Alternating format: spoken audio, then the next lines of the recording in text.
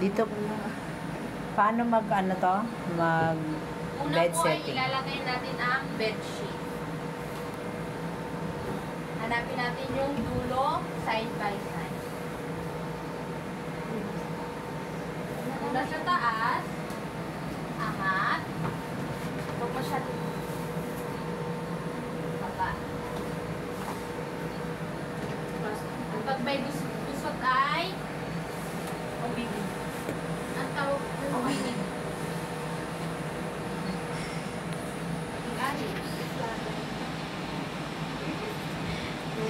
Next. Ang malawa po ay duvet filler. Oh, yan. Ay, di. Duvet jacket. Oo, tama na. Duvet jacket and duvet filler. Wag ba yan, babe? Duvet jacket. Oh, yun muna. Hanapin natin yung dulo. Bukas ka. Yan, dito.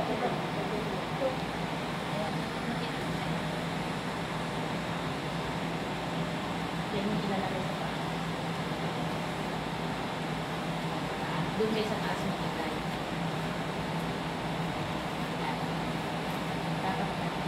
Sunod naman ay duvet filler. Ayusin nyo muna.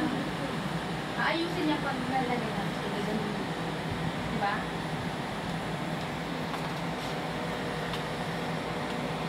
Yung tiketa po ay yung nasa paanan.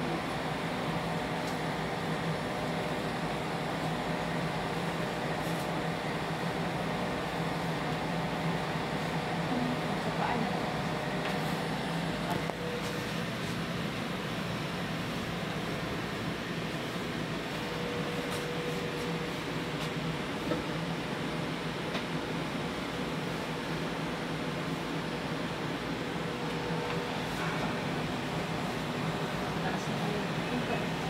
Hulog mo.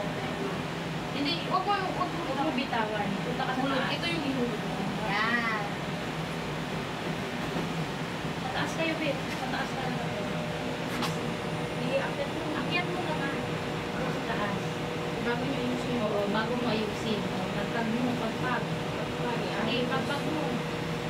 3 to 4 inches. Hindi ko pa inayos dito, babe. Hindi pa nakapasok. Dapat nakapasok.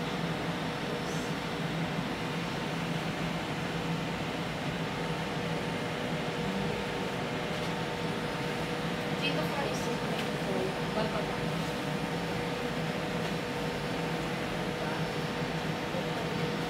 Dito lang. Yan. Tapos pantay na po. 3 to 4 inches po yung anak ko nila. Yan. Yan lang sa akin. Tapos pantay ay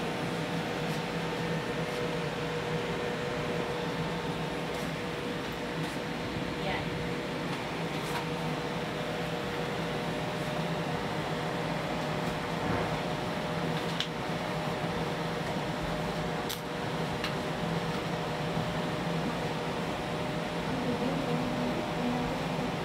Oo, ginaganyan siya.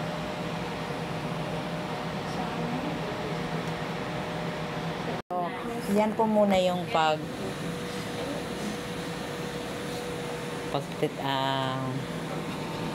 bed setting. Perfect. Dapat nakatapalit ka rin. Yan, pag-log mo. Hindi nasa labas yung dalawang lang. Nasa loob. Ayan na. Perfect na siya. Oh. Okay.